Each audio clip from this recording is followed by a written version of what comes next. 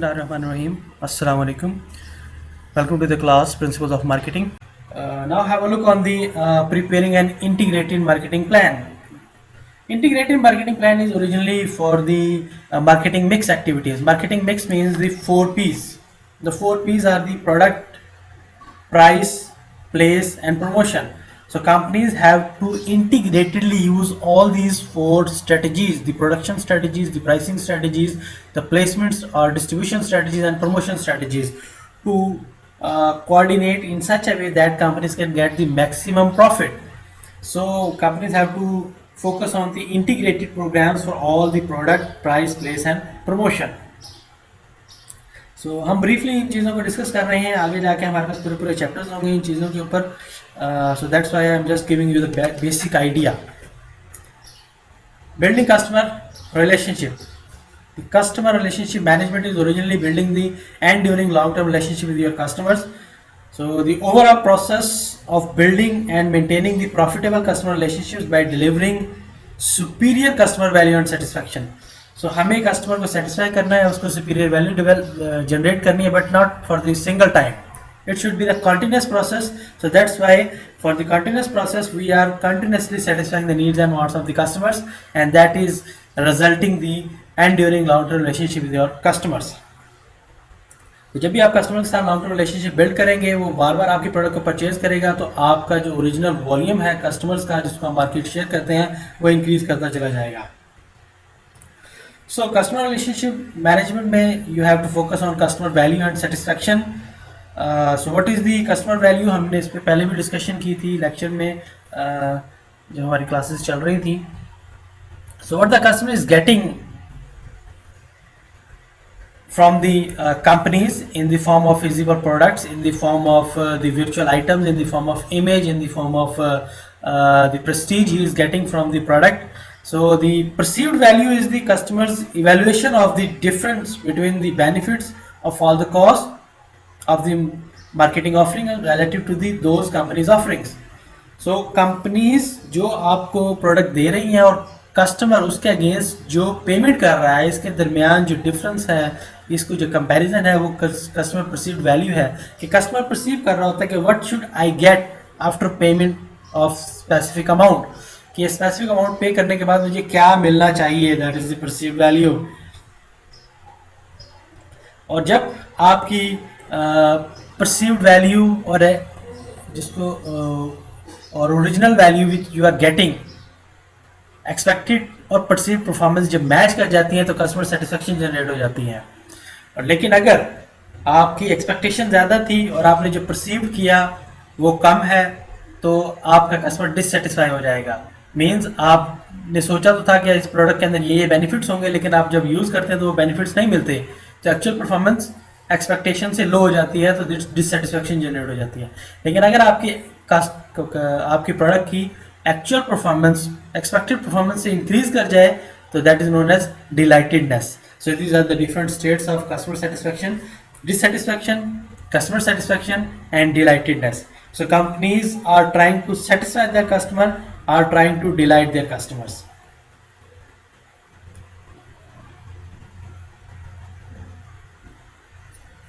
So then we have discussed some customer relationship levels and tools.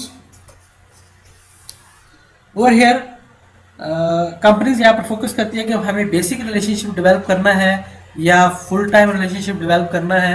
That is depending on the type of customers, क्योंकि तमाम customers एक जैसे नहीं होते. एक 20-80 का रूल बहुत ज़्यादा इंपॉर्टेंट है. यहाँ पर मैं आपको थोड़ा सा ब्रीफ बता देता हूँ. 20-80 रूल मीन्स कि आपकी 80% जो सेल्स हैं वो जस्ट 20% कस्टमर से आ रही होती हैं. तो ये जो 20% कस्टमर है आपका, जो कि आपकी 80% सेल्स जनरेट कर रहा है, ये आपका इंपॉर्टेंट कस्टमर है. आपको इनके साथ full time long term relationship build करना है. लेकिन जो रिमेनिंग 80% कस्टमर हैं जो जस्ट 20% ऑफ द सेल्स को जनरेट करवा रहे हैं, उनके साथ बेसिक रिलेशनशिप ये तो काफ़ी है. So companies have to identify who are the primary customers of us, किनको हमें ज़्यादा इंपॉर्टेंस देनी है और किनको कम इंपॉर्टेंस देनी है, कौन हमारे लिए कितना प्रॉफिट जनरेट करवा रहा है. हम बात करते हैं changing nature of customer relationship की. The customer relationship is changing with the passage of time. like relating with the more careful selected customers.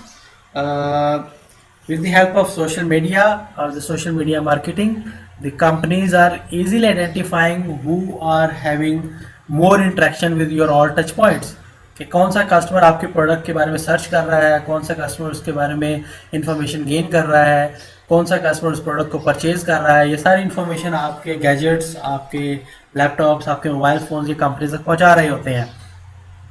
So companies को इंडिविजुअली आइडेंटिफाई करने में काफ़ी आसानी हो जाती है कि कौन सा कस्टमर हमारा रेगुलर कस्टमर है, कौन सा कस्टमर हमारा एक्सपेक्टेड कस्टमर है, कौन सा कस्टमर हमारा एक्स कस्टमर है, मीन्स कि हमारे प्रोडक्ट को छोड़ के जा चुका होता है। So we can easily select कि हमें कौन से कस्टमर पे ज़्यादा फोकस करना है, कौन से कस्टमर पे कम फोकस करना है, कौन सा परचेज की प्रोडक्ट को परचेज करने की कौन सी स्टेज पर है, वो जस्ट इन्फॉर्मेशन कलेक्ट कर रहा है, वो अल्टरनेटिव को एवेलुएट कर रहा है, या वो प्रोडक्ट को परचेज करने के करीब है। तो कंपनीज इजीली आइडेंटिफाई कर सकती है कि कौन से कस्टमर को कितनी इंपॉर्टेंस देनी है। सो यहाँ पर related more deep and interactivity, IoT internet of things की वजह से, टेक्नोलॉजिकल एडवांसमेंट की वजह से कंपनीज जो है वो अपने कस्टमर के साथ one two one interaction, two way customer relationship build कर रही हैं with the help of Facebook, YouTube, Twitter और बहुत सारे सोशल मीडिया चैनल्स हैं जिसके थ्रू कस्टमर जो है वो अपनी कंपनीज के साथ डायरेक्टली इंटरेक्ट कर सकते हैं। प्रीवियसली ऐसा पॉसिबल नहीं था, सिर्फ वेबसाइट होती थी, वहाँ पर कस्टमर अपना कमेंट पोस्ट करता था, पहले वेबसाइट ऑनर जो है वो उस कमेंट को इवेलुएट करता था, अगर वो पॉसिबल होता था तो उसे पब्लिकली शेयर किया जाता था और इसके रिस्पॉन्स जो है वो कंपनी चाहती तो देती थी, अदरवाइज नहीं भी देती थी। लेकिन अब यहाँ पर वेब 2.0 के ज़रिए जो सोशल मीडिया नेटवर्क्स काम कर रहे हैं, आप कोई भी कमेंट करते हैं तो वो तमाम पब्लिक को नज़र आ रहे होते हैं, और अगर कंपनी उसका रिस्पांस नहीं देती तो वो नेगेटिव फीडबैक जनरेट हो जाता है। तो नेगेटिव वर्ड ऑफ माउथ बहुत तेज़ी से स्प्रेड करता है।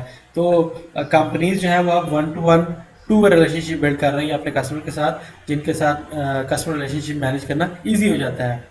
सो customer managed relationship means the marketing relationships in which customers empowered by the today's new digital technologies interact with companies and with each other to shape their relationship with brands. So companies अपने brand fan pages बनाती हैं और customers उनको like करते हैं और वहाँ पर अपने customers जो हैं वो अपनी कंपनी के साथ interact करते हैं, अपना इंटरेस्ट शो करवाते हैं, अपने आइडियाज़ शेयर करते हैं। So these are all with the help of social media networks. तो बहुत सारी कंपनीज इन चैनल्स को यूज़ कर रही हैं, आप भी बहुत सारे प्रोडक्ट यूज़ करते हैं, आपके मोबाइल फ़ोन्स हैं उनके सोशल मीडिया पेजेस हैं, आप डिफरेंट फास्ट फूड रेस्टोरेंट्स को यूज़ करते हैं उनके सोशल मीडिया पेजेस हैं। तो वो वहाँ पर आप इन तमाम अपने एक्सपीरियंसेस को शेयर करते हैं, कमेंट्स करते हैं, लाइक करते हैं, शेयर करते हैं, और कंपनीज उसके अगेंस्ट आपको आपके रिस्पॉन्सेज भी जनरेट कर रही होती हैं। सो यहाँ पर एक और कॉन्सेप्ट जनरेट होता है, that's a consumer generated marketing. The brand exchanges created by consumers themselves both invited and uninvited, by which consumers are playing an increasing role in shaping their own brand experiences and those of other consumers. So companies अपने experiences को share कर रही होती हैं उन social media pages के ऊपर, अपने likes dislikes को, because बहुत सारे consumers ऐसे होते हैं जिनके fans बहुत ज़्यादा होते हैं, thousands में fans होते हैं। So these are the opinion leaders। जब ऐसे कस्टमर्स किसी भी ब्रांड फैन पेज के ऊपर जाके, फिर सोशल मीडिया पेज पे जाके किसी प्रोडक्ट के बारे में पॉजिटिव या negative word of mouth generate करते हैं तो उसकी बहुत ज़्यादा वैल्यू होती है, उसका स्प्रेड बहुत बड़ा होता है, नेटवर्क स्प्रेड। तो दैट्स वाई कंपनीज इनके बारे में बहुत ज़्यादा केयरफुल होती हैं। अगर कोई भी negative word of mouth spread होने लगे तो उसकी स्प्रेड की रेशियो 10 टाइम्स हायर होती है as compare to positive word of mouth. So companies बहुत ज़्यादा फोकस करती हैं कि कस्टमर की नीड एंड वांट्स के मुताबिक जो भी कमेंट जनरेट हो रहे थे सोशल मीडिया पे उनको प्रॉपरली आंसर किया जाए।